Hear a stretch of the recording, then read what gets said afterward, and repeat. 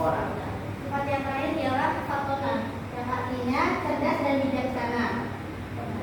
Nabi itu sangat cerdas dan bijaksana dalam menyelesaikan masalah yang terjadi.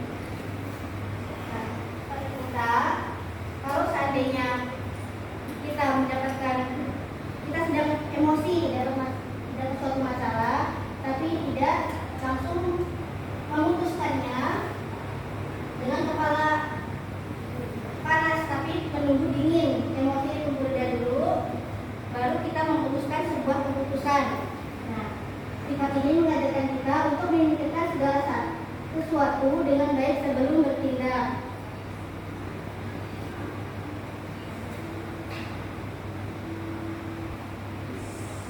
Nah, jadi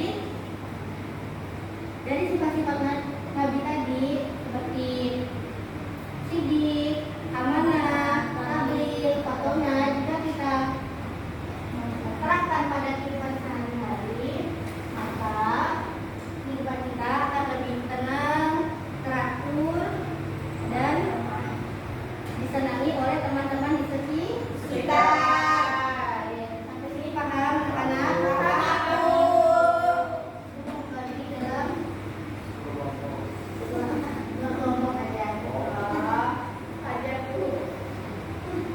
Kelompok pertama tadi dijelaskan sifat sidik dan amanah. Selanjutnya kelompok yang kedua tablik dan fatona.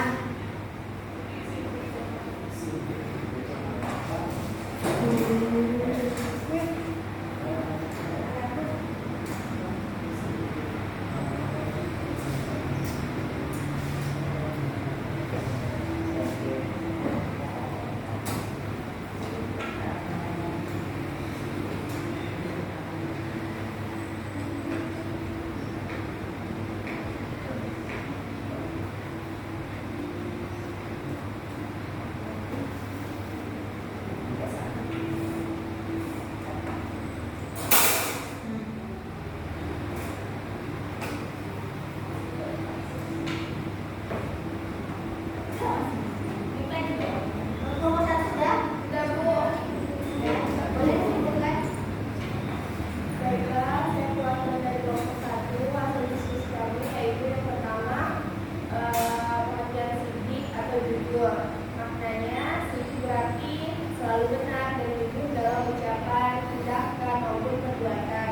Nabi Muhammad SAW tidak pernah berdusta, bahkan sebelum diangkat menjadi nabi, beliau dikenal dengan gelar Al-Amin atau yang terpercaya. Contoh dari keteladanannya yaitu yang pertama tidak pernah berbohong meski dalam kondisi sulit, dan menyampaikan wahyu dan amanah dengan benar tanpa mengurangi atau menambah. Yang kedua yaitu sifat amanah atau dapat dipercaya. Amanah berarti selalu menjaga kepercayaan, menunaikan tugas dan tanggung jawab dengan benar serta tidak berkhianat. Contohnya